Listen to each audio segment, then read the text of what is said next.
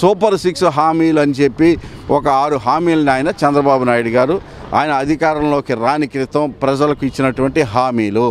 ఈ 6 హామీల్లో ఏ ఒక్కటన్నా సరే చంద్రబాబు నాయుడు గారు అమలు చేసినటువంటి దాఖలాలు కనపడుతున్నాయా?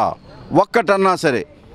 ఆంధ్రప్రదేశ్ ప్రజలందరికీ గ్యాస్ కనెక్షన్ ఉన్న ప్రతి ఒక్కళ్ళకి 3 సిలిండర్లు ఫ్రీగా ఇస్తామని చెప్పారు. ఎన్ని సిలిండర్లు ఇచ్చారు? అసలు మీ దగ్గర ఎన్ని సిలిండర్లు అవసరం అవుతాయి? ఆంధ్రప్రదేశ్లో ఉన్నటువంటి ఇళ్ల సంఖ్య ఎంత? గ్యాస్ కనెక్షన్ల సంఖ్య ఎంత?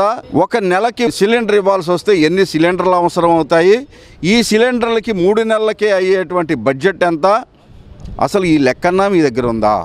ఇది కాకుండా ఆంధ్రప్రదేశ్లో ఉన్న మహిళలందరికీ అండర్లైన్ ఈ పదం, ఆయన చెప్పిన మాట ఆ రోజు నేను కూడా ప్రశ్నించాను. మీరు అధికారంలోకి వచ్చిన తర్వాత ఒక సిటీ బస్సుల్లో మాత్రమే ఫ్రీగా ఇస్తాను అని చెప్పి మీరు మీ హామీల నుంచి పక్కకు జరిగే అవకాశం ఉంది. దీన్ని మీరు గుర్తుపెట్టుకోండి. ఆంధ్రప్రదేశ్ ప్రజల్లో ఉన్నటువంటి మహిళలందరికీ కూడా ఎక్కడి నుంచి ఎక్కడికి వెళ్ళినా సరే ఫ్రీ అనే మాట ఆ రోజున మాట్లాడారు.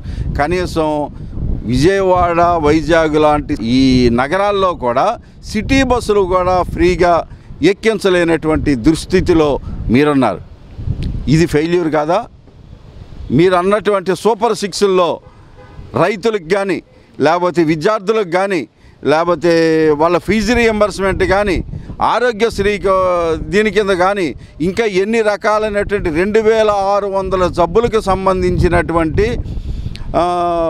దీనిలో ఆరోగ్యశ్రీ కింద జగన్మోహన్ రెడ్డి గారు చేరిస్తే మీరు వీటినన్నింటినీ తీసేసి అసలు గవర్నమెంట్ హాస్పిటల్లో చేయాల్సినటువంటి ఆ జబ్బులకి ట్రీట్మెంట్ను కూడా తీసేసి మీ జీవోతో అది ప్రైవేట్ హాస్పిటల్కి కట్టబెట్టేసి ప్రైవేట్ హాస్పిటల్కి లబ్ధి చేకూర్చాలని చెప్పి మీరు ఇచ్చినటువంటి జీవో ఏదైతే ఉందో అది మీ ఫెయిల్యూర్ కాదా?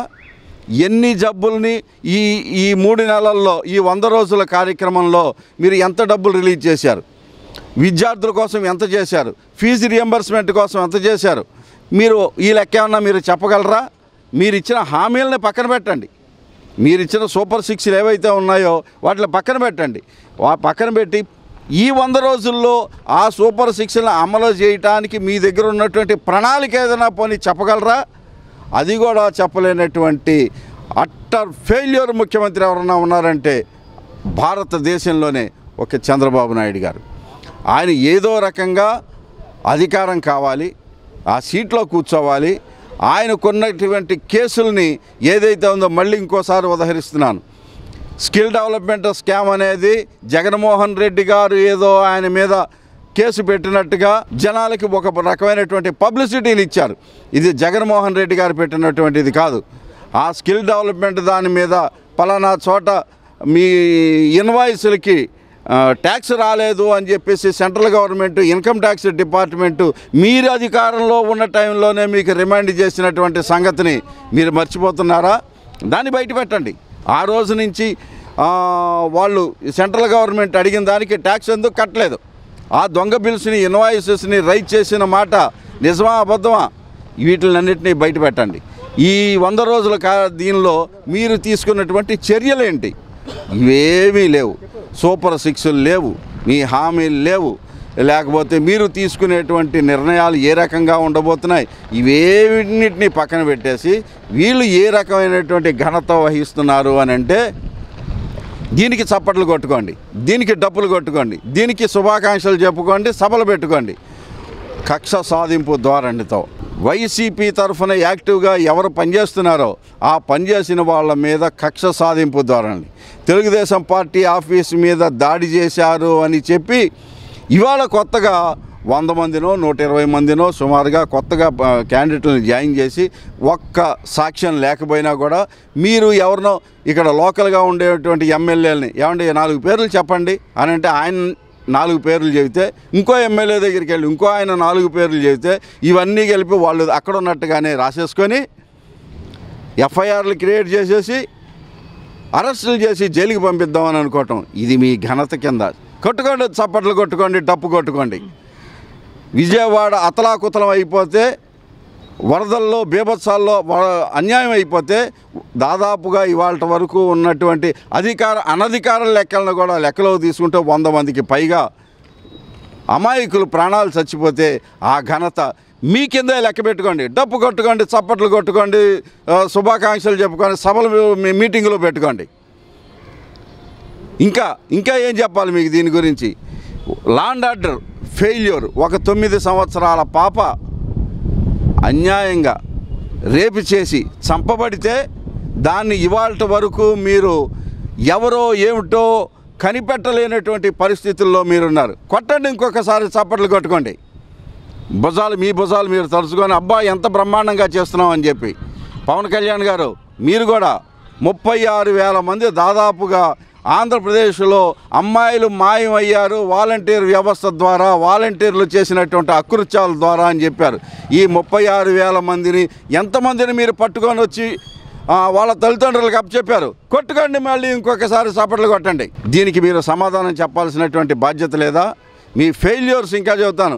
ఇదే వరదల బీభత్సంలో ఇదే వాలంటీర్ వ్యవస్థ ఉన్నట్టయితే గనక ఎంత సమర్థంగా వాళ్ళు అక్కడ పనిచేసి ఉండేవాళ్ళే అనే మాట ఏపీ మొత్తం కూడా వినపడుతోంది. మీ ఫెయిల్యూర్ అనుకుంటారా? మీ ఘనత అనుకుంటారా? మీ చిత్తానికే వదిలిపెడుతున్నాను. ఆంధ్రప్రదేశ్ ఆర్థిక వ్యవస్థ ఒక వెనుజులా అయిపోయిందని, శ్రీలంక అయిపోయిందని, ఇంకో పాకిస్తాన్ అయిపోయిందని చెప్పారు. మరి మీరు వచ్చిన తర్వాత ఈ వెనుజులా కాస్త ఎక్కడికి వెళ్ళింది? పాకిస్తాన్ ఎక్కడికి వెళ్ళింది? లేకపోతే శ్రీలంక ఎక్కడికి వెళ్ళింది? సమాధానం చెప్పండి. మీరు ఇచ్చిన 100 రోజుల కాలంలో 43,000 కోట్ల రూపాయలు అప్పు చేసినట్టుగా ప్రజాశక్తి దినపత్రిక ఆర్టికల్ ప్రచురించింది. ఈ 43,000 కోట్ల రూపాయలు ఏం చేశారు? ఈ 43,000 కోట్లు జగన్మోహన్ రెడ్డి గారు ఖర్చు పెట్టిన 2,50,000 కోట్ల రూపాయలకి ప్రతి పైసాకి లెక్క చెబుతున్నారు ఆయన. మహిళలకు ఎంత ఖర్చు పెట్టాం, వృద్ధులకి ఎంత ఖర్చు పెట్టాం, పిల్లలకి ఎంత ఖర్చు పెట్టాం, ఇల్లు లేని వాళ్ళకి ఎంత ఖర్చు పెట్టాం, ప్రతి ఒక్క పైసాకి చెప్పారు. 43,000 కోట్ల రూపాయలు వెనుజులా అయిపోయిన ఆంధ్రప్రదేశ్ని కాపాడటానికి మీరు 43,000 కోట్ల రూపాయలు డబ్బులు ఖర్చు పెట్టారా? 15,000 కోట్ల రూపాయలు ఆంధ్రప్రదేశ్కి అప్పు తీసుకోవడానికి పర్మిషన్ ఇస్తున్నాం మేమని చెప్పి చాలా గొప్పగా అప్పు తీసుకోవడానికి పర్మిషన్ ఇస్తున్నాం, వరల్డ్ బ్యాంక్ ద్వారా అప్పు ఇప్పిస్తామని చెప్పిన నిర్మలా సీతారామన్ గారు ఆంధ్రప్రదేశ్కి 15,000 కోట్ల రూపాయలు అసలు సంపదను సృష్టిస్తాను, అసలు డబ్బులే అవసరం లేదు, ఆంధ్రప్రదేశ్లో అమరావతి రాజధాని ఆ డబ్బుల్ని సృష్టించుకుంటుంది అని చెప్పినటువంటి వాళ్ళు మళ్ళీ 15,000 కోట్ల రూపాయలు మీరు సంపద సృష్టించే మనుషులు 15,000 కోట్ల డబ్బులు ఎందుకు అవసరం అవుతున్నాయి? దానికి సమాధానం చెప్పరా? దాంతో అవసరం లేదా? డబ్బులు అప్పు తీసుకుంటే వెనుజులా అయిపోతుంది, శ్రీలంక అయిపోతుందని అనుకున్నటువంటి మనుషులు ఈ 15,000 రూపాయలు అప్పు కాదా? గ్రాంట్ రూపంలో ఇస్తున్నారా? ఇప్పుడు వెనుజులా అవ్వదా? దీనికి ఆన్సర్లు చెప్పరా? ఈ వాలంటీర్ వ్యవస్థ లేకపోతే ఆంధ్రప్రదేశ్లో ఉన్నటువంటి వైద్య రంగం ఎంత దారుణమైనటువంటి పరిస్థితుల్లో ఉందో.